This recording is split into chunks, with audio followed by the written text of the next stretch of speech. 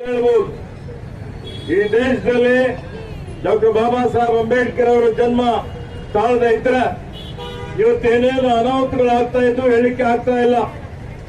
ಆತ್ಮೀಯ ಬಂಧುಗಳೇ, ಈ 134 ವರ್ಷದ ಕೆಳಗಡೆ ಅವರೇನು ಜನ್ಮ ತಾಳಿದ್ರು ಆ ಸಂದರ್ಭದಲ್ಲಿ ಎಲ್ಲಾ ಕಡೆ ಒಂದು ರೀತಿಯ ಗುಲಾಮಗಿರಿ ಇತ್ತು, ಅಂಧಕಾರ ಇತ್ತು, ಜಾತೀಯತೆ ಇತ್ತು, ಅಸ್ಪೃಶ್ಯತೆ ಇತ್ತು, ಅಸಮಾನತೆ ಇತ್ತು, ಅನ್ಯಾಯ ಇತ್ತು, ದೌರ್ಜನ್ಯ ಇತ್ತು, ಅನೇಕ ರೀತಿಯಲ್ಲಿ ಶೋಷಣೆಗೆ ಒಳಗಾಗಿದ್ದಂತ ಜನ ಇದ್ರು.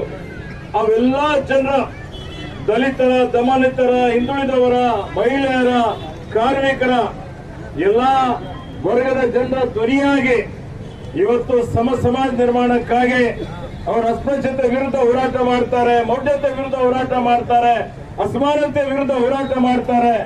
ಬಾಲ್ಯದಿಂದಲೇ ಇವತ್ತು ಹೋರಾಟ ಮಾಡ್ತಾ ಮಾಡ್ತಾ ಅದರಲ್ಲಿ ವಿಶೇಷವಾಗಿ ಎಲ್ಲಾ ಕ್ಷೇತ್ರಗಳಲ್ಲಿ ಅವರು ಜ್ಞಾನಿಗಳಾಗಿ ಅವರೇನೊಂದು ಕರೆಯನ್ನು ಕೊಟ್ಟಿದ್ದಾರೆ, ಶಿಕ್ಷಣ, ಸಂಘಟನೆ ಮತ್ತು ಸಂಘರ್ಷ. ನಮ್ಮೆಲ್ಲರಿಗೆ ಅದರಲ್ಲಿ ವಿಶೇಷವಾಗಿ ಯುವಕರಿಗೆ ಆದರ್ಶವಾದಂತದ್ದಿದೆ.